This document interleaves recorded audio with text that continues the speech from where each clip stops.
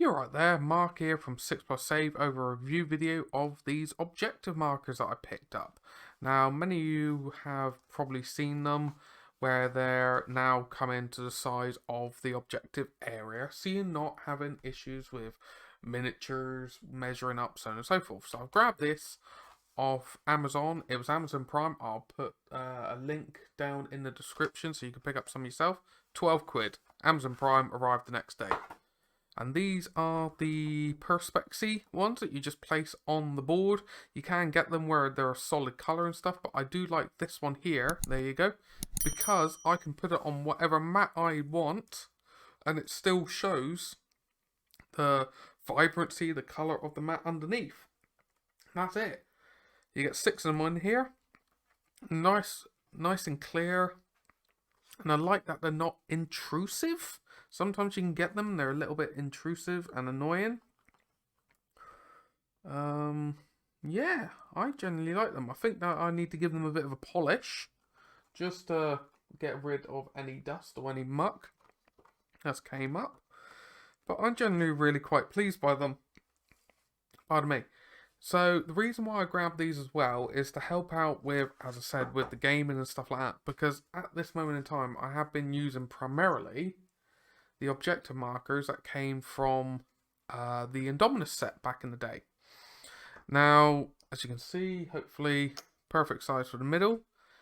But with 40k and Age of Sigmar is an objective, you put models on an area to grab it. So it's measured from 3 inches from the center to the outside. Well, with this, it's not 100% obvious. Don't get me wrong, you can say, oh, that's the center of it. But then when you're measuring it, you could have like an obstacle in the way.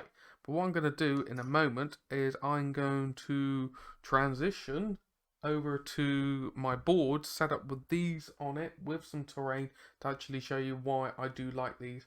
And I think for $11.99, 12 quid, free postage and packaging, next day delivery, you cannot fault them. And I'll show you in one moment.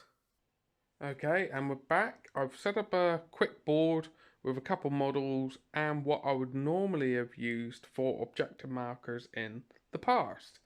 Now, the thing with these new ones here, you can clearly see the portion of what you're controlling for the objective marker. Sorry, sometimes terminology struggles, but as you can see here with these Vanguard Vets, I can clearly see without measuring they're on that objective. So that's really nice. It helps speed up the game. You're not trying to measure it.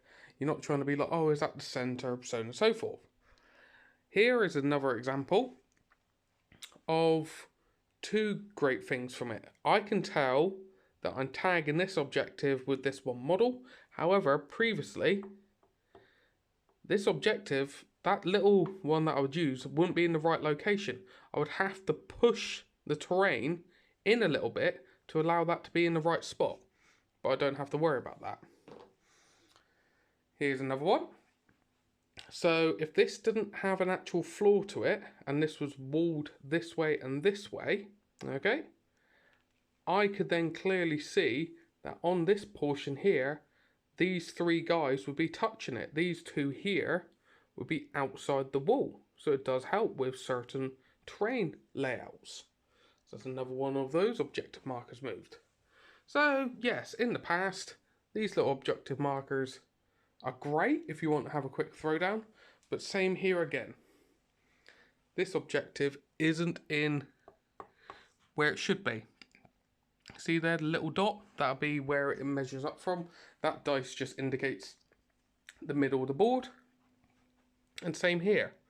So, not trying to beat up these objective markers. They're great if you're playing a game that needs to be numbered. AOS, I know for a fact, certain ones are numbered and you have to move them as well. So there are some battle plans where you have to move from the corner. First turn they're in the corner, second turn they've got to be, say, halfway along the diagonal, and then on the third turn they're in the center. You wouldn't be able to move these markers that easily without smacking around the terrain. So that is one downside to them. They're not easy to redeploy.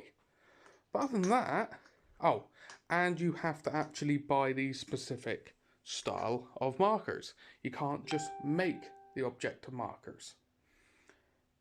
But I do hope this has actually helped you all out with some food for thought if you do want to get some objective markers. As I said, these are linked down in the description below if you do want to have a gander. They do other styles.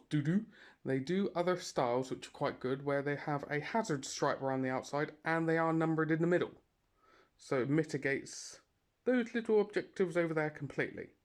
But anyway, as always, if you've enjoyed the content, please give it a like. Please comment down below. I'd like to see what kind of feedback you've had from similar objective markers.